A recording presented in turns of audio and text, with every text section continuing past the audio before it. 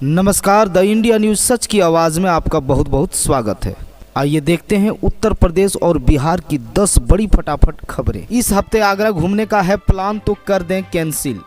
जी 20 देशों से आ रहे मेहमानों के भ्रमण कार्यक्रम को देखते हुए ताजमहल 3 दिन और आगरा किला 2 दिन आम सैलानियों के लिए बंद रखने की अधिसूचना जारी हुई है। शुक्रवार को ताजमहल की साप्ताहिक बंदी होती है, इस कारण ताजमहल 3 दिन के लिए बंद रहेगा। एसएससी 2022 में रिकॉर्ड 37,409 पदों की होगी भर्ती। एसएससी सीजीएल 2022 एग्जाम कर्मचारी चयन आयोग की कंबाइंड ग्रेजुएट लेवल 2022 भर्ती में रिकॉर्ड 37,409 पदों की नियुक्ति की जाएगी। एसएससी के इतिहास में पहले कभी सीजीएल में इतनी अधिक पदों की भर्ती नहीं हुई है। आमतौर पर सीजीएल में 8 से 9 हज़ार पदों की भर्ती होती थी। आयोग ने रिक्तियों का ब्यौरा वेबसाइट पर अपलोड कर दिया है। इसका अंतिम परिणाम किसी भी दिन जारी हो सकता है। इससे पहले आयोग ने सितंबर में तकरीबन 20,000 पदों पर भर्ती की संभावना जताई थी, लेकिन केंद्र सरकार ने विभिन्न विभागों से रिक्त पदों की सूचना मिली है, वह तकरीबन दोगुनी हो गई है। अब बटेगा फ्री राशन व 18 रुपये किलो चीनी। राष्ट्रीय खाद्य सुरक्षा अधिनियम के तहत जनवरी माह में निःशुल्क राशन का वितरण 8 फरवरी से होगा। इसके साथ अंत्योदय कार्डधारियों को 3 किलो चीनी भी मिलेगा। चीनी के लिए अंत्योदय कार्डधारियों को 18 रुपये प्रति किलो की दर से भुगतान करना होगा। केंद्र सरकार द्वारा सभी कार्डधारियों को 1 वर्ष के लिए निःशुल्क राशन वितरण किए जाने की घोषणा के तहत सभी लाभार्थियों को गेहूं व चावल निःशुल्क मिलेगा। दुष्कर्म के आरोप में वांछित बदमाश गिरफ्तार। दुष्कर्म के आरोप में वांछित आरोपित को गघा पुलिस ने गिरफ्तार किया है। पुलिस ने उसे कोर्ट में पेश किया, जहां उसे जेल भेज दिया गया।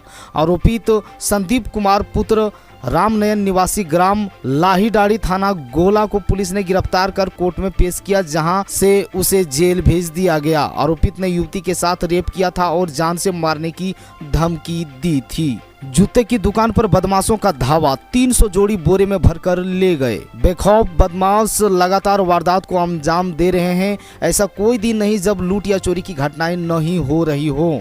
मंगलवार तड़के बदमाशों ने हापुर रोड स्थित जूते की दुकान पर धावा बोल दिया। शटर तोड़कर दुकान में घुसे और 300 जोड़े जूते बोरे में भरकर ले गए। उपेंद्र कुशवाहा का तीखा पलटवार। जेडीयू में मुख्यमंत्री नीतीश कुमार और उपेंद्र कुशवाहा के बीच तानातनी लगातार बढ़ती जा रही है। अब उपेंद्र कुशवाहा ने सीएम नीतीश पर पलटवार किया है और कहा कि मुख्यमंत्री खुद अपनी सहूलियत के हिसाब से गठबंधन बदलते रहते हैं। अगर सीएम कहेंगे तो वे आज से ही एमएलसी का पद भी छोड़ देंगे। इससे पहले जेडीयू के राष्ट्रीय अध्यक्ष ललन सिंह ने कहा था, कुशवाहा पार्टी के संसदीय बोर्ड के अध्यक्ष नहीं हैं, वे सिर्फ एमएलसी हैं। सुशील मोदी ने सीएम नीतीश को घेरा। छपरा में पिटाई से युवक की मौत पर भड़की हिंसा पर विपक्ष नीतीश सरकार पर हमलावर है। पूर्व डिप्टी सीएम और बीजेपी के राज्यसभा सांसद सुशील मोदी ने गठबंधन सरकार पर जमकर निशाना साधा है। उन्होंने कहा कि जब से बिहार में महागठबंधन की सरकार बनी है, तब से राज्य में जातीय और सांप्रदायिक तनाव की घटनाएं बढ़ गई है।